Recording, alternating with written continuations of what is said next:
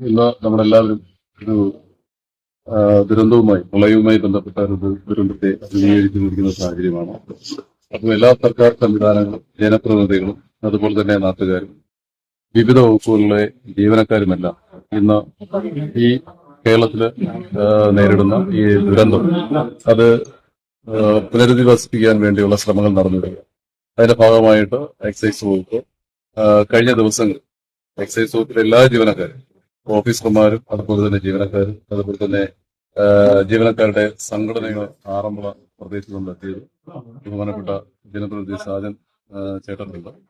അദ്ദേഹത്തിന്റെ നിർദ്ദേശപ്രകാരമാണ് ഞങ്ങൾ ഈ വീട് സന്ദർശിക്കുകയും ഈ വീട് പിന്നെ പ്രളയത്താൽ മുങ്ങിയ ഒരു സാഹചര്യം ഉണ്ടായിരുന്നു. അത് ഞങ്ങളുടെ ജീവനക്കാർ തന്നെ നമ്മുടെ സാമൂഹ്യ പ്രതിബദ്ധതയുടെ ഭാഗമായിട്ട് ഞങ്ങളിന്ന് ഇവിടെ ക്ലീൻ ചെയ്യും. തീർച്ചയായിട്ടും എല്ലാവരും മാതൃകാപരമായിട്ടുള്ള ഒരു പ്രവർത്തനം ഈ സാഹചര്യത്തിൽ നടത്തണമെന്നാണ് അഭ്യർത്ഥിക്കാനുള്ളത്. സർക്കാർ ഇപ്പോഴും നിങ്ങളോടൊപ്പമുണ്ട്. ഒരിക്കലും നിങ്ങൾ ഒറ്റയ്ക്കല്ല.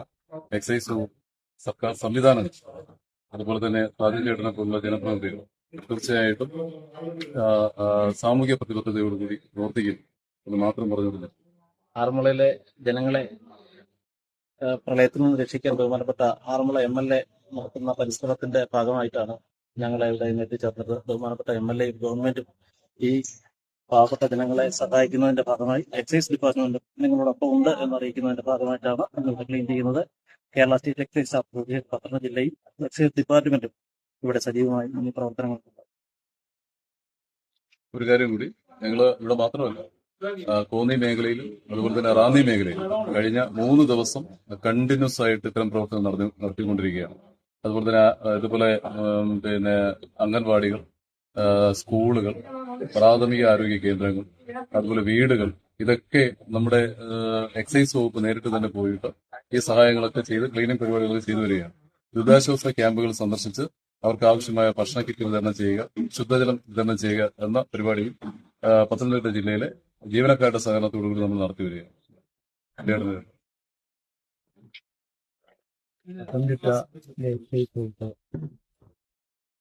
വളരെ സന്നദ്ധമായിട്ട് വന്ന് നമ്മുടെ ഈ വെള്ളം മുങ്ങിയ വീടുകളെ ക്ലീൻ ചെയ്യുമ്പോൾ സത്യം പറഞ്ഞാൽ എനിക്ക് വളരെയധികം സന്തോഷകരമായ ഒന്നാണ്. കാരണം ഇവിടെ ഒരു വെള്ളം കുടിക്കാൻ പോലും ഇല്ലാത്ത അവസ്ഥയാണ്. കാരണം അവർക്ക് ഗ്യാസ് ഇല്ല, ചായ ഇട്ട് പോലും കുടിക്കാൻ അവർക്കൊന്നും വേണ്ടെന്ന് പറഞ്ഞു. അവർ അത്രമാത്രം സന്നദ്ധമായിട്ട് ഈ കാര്യങ്ങൾ ചെയ്യുന്നതിൽ വളരെയധികം സന്തോഷമുണ്ട്. എല്ലാ ഗവൺമെന്റിനെ സപ്പോർട്ട് ചെയ്യുന്നവർക്ക് എല്ലാം എൻ്റെ അഭിനന്ദനങ്ങൾ അറിയിക്കും.